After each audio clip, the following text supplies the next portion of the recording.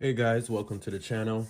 Now in this video we're going to discuss how to upgrade your RC cars, what truck to choose, the parts to use, and so on. So let's not waste any time, let's jump right into it.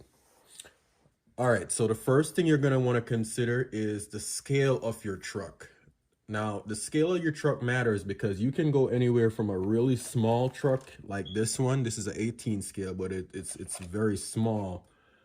In terms of dimensions, you have 18 scale here, you have 14 scale here, you have 16 scale here, and 12 scale here, just to give an example here, guys. So that's going to be the first thing you want to consider. What truck size do you want to work with? So just to give you an example, this is 18 scale, but this is also 18 scale as well. So take a look at the difference here, guys. Take a look at the difference, guys. These are both the same scale, but they are by no means the same dimensions. So that's going to be the first thing you want to consider. What scale truck do you want to use, and what's the body's overall dimensions? Now, after you've decided what scale you want to go with, guys, the next thing I'd say is the brand truck. So you want to go with a more popular brand, because whichever scale you decide, the brand is going to matter, because parts availability is going to be very important to consider when you're choosing your truck. Because, for example, with the MN82 here, when this was first released, everybody loves the MN82 body. It's a very cool body, but the problem with the MN82 is there weren't a lot of parts available for this truck when it just came out. It was a completely new brand. Well, not a new brand, but a new truck where there weren't a lot of things you could do to it when it just came out. So you had to choose your parts very, very carefully to see what would work and how you could modify the stock chassis to get other parts to work as well. So the brand, that's the next pro tip there, guys. Parts availability is critical. For example, this is a more budget-friendly brand, the WPL brand. They make very, very budget-friendly trucks, but perhaps more important than that is they support all their trucks. So no matter what truck you pick from this brand, the WPL brand, you can go on their site and find something that, even if it's not for that specific truck, it can be made to work for a truck that you have.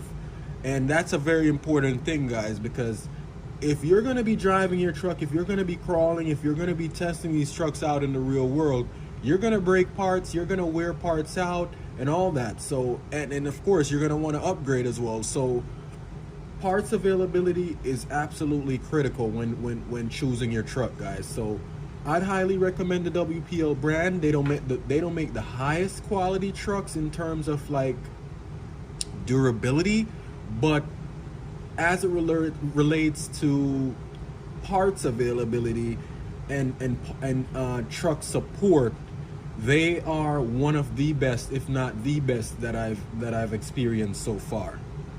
Okay, guys, so once you've picked your brand, once you've picked your scale, and once you've picked the dimensions of the truck that you want, you know, the body style that you like, we're going to talk about perhaps the most important upgrade you can ever do to any truck that you have, and that's tires. Now, I have tires here of all different brands, all different sizes, all different dimensions, and I can tell you guys, no matter which truck you pick, the most upgrade, in my opinion, you could ever do to your truck is choosing the right tire for that truck. Now, every truck's dimensions are a little bit different, guys. So how wide you can go, how tall you can go with the tires matters based on the truck's dimensions. For example, with this FMS truck here, this is an FMS 18 scale FJ Cruiser. Now, it's the smallest truck that I own so far. However, it may be one of the most capable trucks because of the tires. If you look at these tires here, guys, these tires are from Endura. They're 62 by 24, so it's not the biggest tire of all the trucks, but it is certainly the most aggressive. Look at that, guys.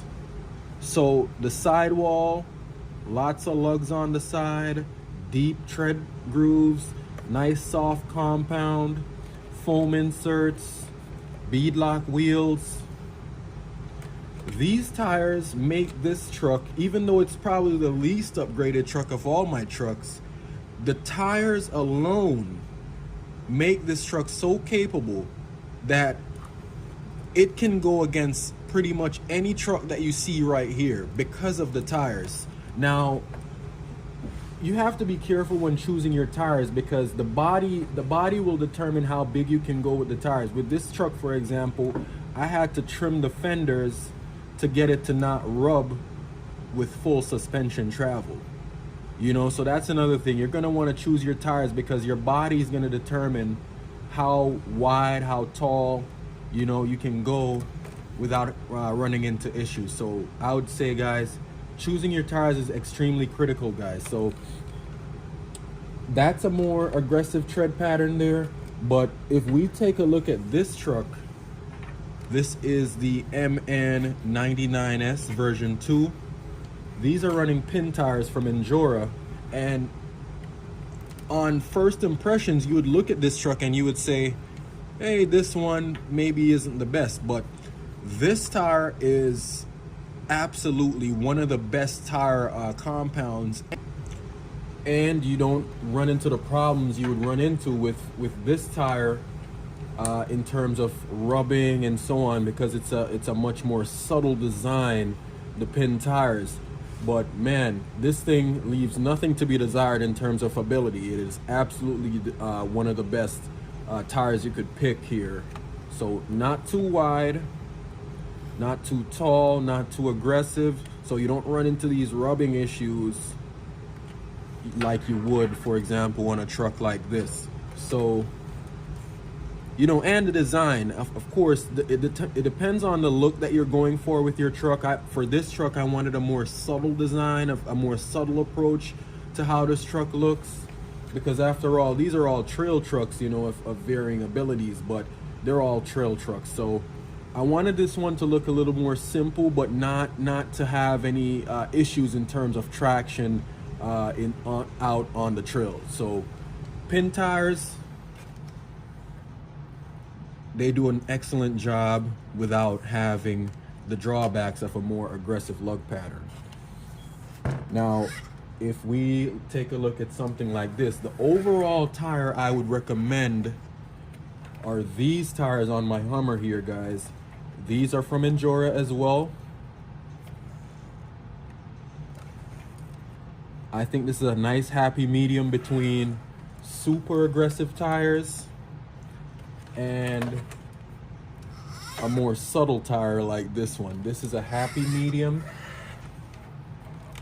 These are from Endura. These are the, I forget the name here. I'll put it in the description, but this is a happy medium. Super soft compound. A little bit taller than these tires. A little bit taller, but they have all the ability you could ever want. Super soft compound, guys. And this thing just works. I'm telling you guys, this truck just works. But we'll get to that in a second. Now, a quick little side note on the tires before we move on here, guys, is you want to consider the type of terrain you're gonna be driving your trucks in. Now, is it mainly rocks? Is it grass? Is it gravel? You know, is it a lot of mud? Things like that. Because, for example, if you're gonna be driving your trucks through a lot of mud, you're gonna want a mud terrain tire, like what's on this one here. This one is a tire from DJ Crawler. Love these tires as well. Super soft compound, deep grooves on this one as well. As you can see, it has super deep grooves, but it's still a soft enough compound for it to be able to rock crawl and go through grass and all that as well. But choosing the tires that best match your terrain is very important as well, guys. So if you want something that kind of can do it all, these are another set of tires from DJ Crawler. You know, it's not as deep and aggressive as, for example, this one or this one, but it's kind of like an all-terrain tire where it can be good at pretty much anything and go anywhere, you know. So it's a this is probably the tallest set of tires that I have on any truck, guys. Oh, and another side note, clearance. Since we're here, clearance is important because you don't want to have a tire that's too small that brings that axle too low to the ground, because I had issues like that in the past with this truck, where I ran smaller tires, but it brought that axle down so far. And if you have a straight axle like this, it's not running portals. That's going to be a huge thing to consider, how tall you go with your tires. So you want to find that kind of sweet spot where the tire is tall enough to move that axle up off the ground, but still not have any suspension travel issues when you're fully flexed out. So determining your tire, it really is based on the specific truck, and I don't just choose a one size fits all for any of my trucks. I really carefully consider the dimensions of the body, the axle, and so on, and you know, the terrain when deciding what truck what tire to choose for all my trucks. So yeah, if you want something that can kind of go anywhere, I'd recommend these as well. So my first pick would be these tires from Endura. My second pick, if you wanted to kind of like go anywhere, would probably be these tires from DJ Crawler as well. Great tire, great compound, you know, excellent tire. Now, once you've picked your tire for your truck, we're going to talk suspension. That's probably going to be the next important thing, the next most important thing to determine when upgrading your trucks is your suspension. Now, a lot of people like to go for oil shocks as the first upgrade for their trucks. Now, in my humble opinion, I don't care which truck you decide to go with, guys. For me, it is not so much the oil that makes the suspension work. It is absolutely the springs. Now, yes, the oil shocks make the truck a lot more controlled. It makes the suspension a lot smoother and all that. But I don't care what you do with any of your trucks, guys. It is the spring rate. The spring rate makes the most difference when upgrading your suspension, guys. For example, I have friction shocks on this truck here, guys. These are upgraded shocks. I believe they're from Globact. These are upgraded shocks here, guys, but they're friction shocks. But again, I will tell you, this truck can go against any one of these trucks you see here, all because of the optimization between not only the tires, but also the suspension. The spring rates, they work really well with this truck. You know, it has tons of travel. You know, it's gonna be a little more bouncy because there's no oil in the spring, in the shocks. But it's absolutely dialed in, guys. It is absolutely dialed in terms of the shock height, you know, the shock location, you know, the angle it's at, and all that stuff. You know, the shock it doesn't have so much travel that it brings the tires to go rub against the body, but it's not like too short to where it becomes a limitation out on the trail, you know. So it can use all that travel, you know, and the spring rates allow the body to move around without being, you know, too stiff or too soft, you know. So absolutely, guys, I would suggest you spend some time figuring out which type of springs you're going to use for your trucks here, guys. Now, the next thing you're going to want to think about now is the shock length, the shock height. How tall do you want to make your truck sit? You know, how much travel do you want, and all that. And let's say you do decide to get oil shocks, because at the end of the day, even though you don't need oil shocks, this is a testament with this truck here. It is a really good truck. But let's say you do want to get that overall control with some oil shocks. You want to determine now what type of distance you want the suspension to travel and so on. So for example, with this truck, the main problem I had with this truck out the box is it was really top heavy. You know, it's a huge body for a 12 scale. This is borderline a 10 scale truck in terms of dimensions. And it's a hard body, so it made this truck really top heavy. So I really wanted to get this truck's center of gravity as low down as I possibly could, which made me decide not to make the suspension too tall, you know, because I didn't want it to flex too much when it gets up on the side and you know, to topple over. So I went with 52 millimeter shocks on this one here, which is actually smaller than the stock shocks, you know, but it brought that center of gravity down and it still had plenty of flex, you know, to get up over plenty of terrain. So the shock height is very important. You know, what do you want the truck to look like in terms of like the stock ride height? How much travel do you need for your terrain? And, you know, what type of truck are you trying to build? Are you trying to build like a super crawler, you know, or do you want to have a more trail truck where it looks more standard, let's say, but still capable? So I went with 52 millimeter shocks here. I'll give you another example here, guys, with the Hummer. These are 45 millimeter shocks here. However, the suspension geometry in this truck allows it to flex a lot more than the truck that has 52 millimeters.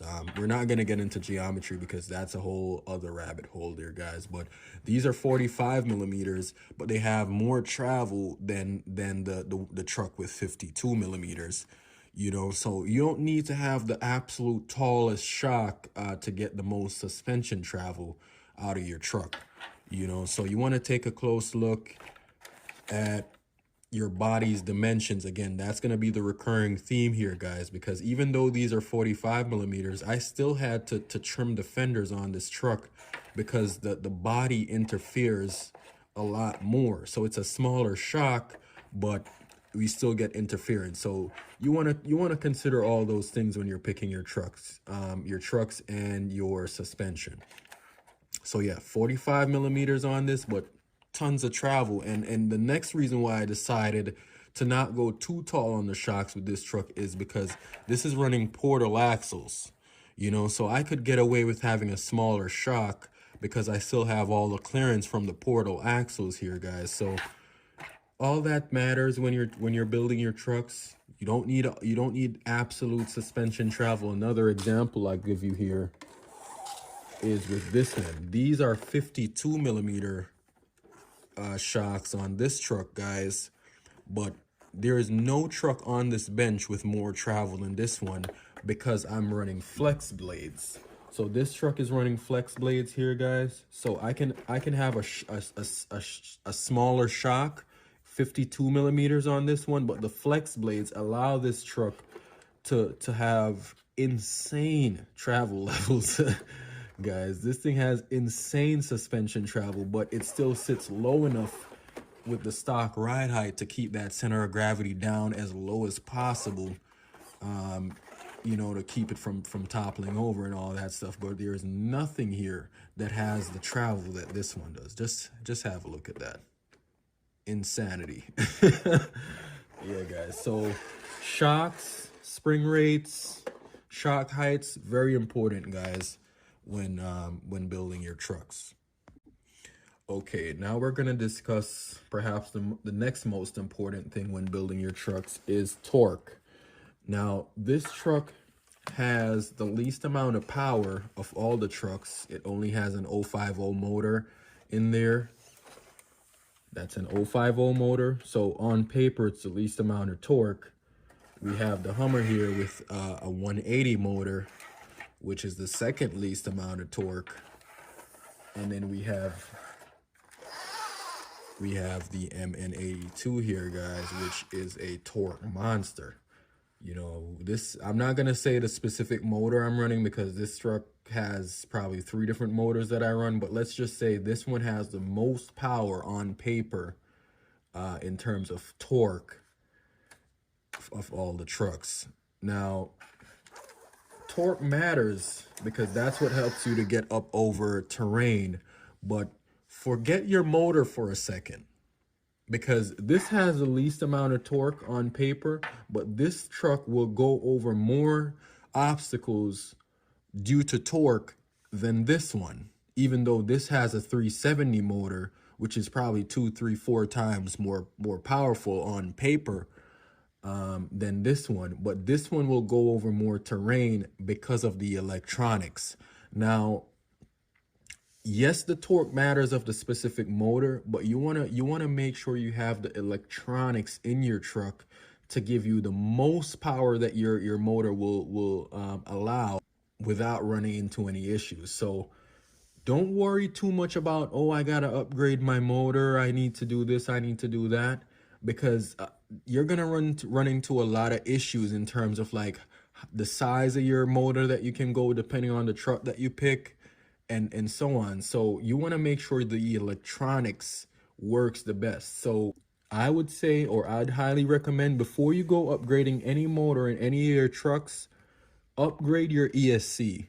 The ESC is probably the more important thing than upgrading your motor. If you get a better ESC that's smoother, delivers more power, it's waterproof, and it's more reliable than the stock ESC, that's gonna be a better bang for your buck than upgrading your motor and keeping stock electronics.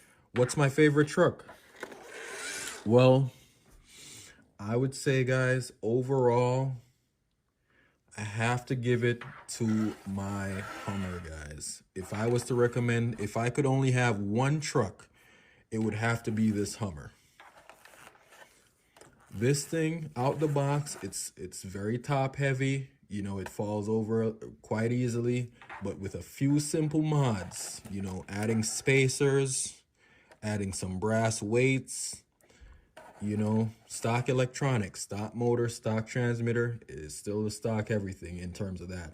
But overall, guys, this thing, if I could only pick one, if I could only recommend one to you guys, it would be this FCX18 Hummer. All right, guys, so that's going to be the end of the video. Thank you so much for watching. Now, we still need to build this truck here, guys. We have the suspension, we have everything, we have the tires, we have tons of mods coming for this truck here, guys, to get it back out on the trail. And I have another truck as well, guys, so stay tuned for that one coming up in the not too distant future. So that's been a quick little look at the upgrades, building your truck and choosing your truck. Thank you so much for watching, guys. Have a wonderful day.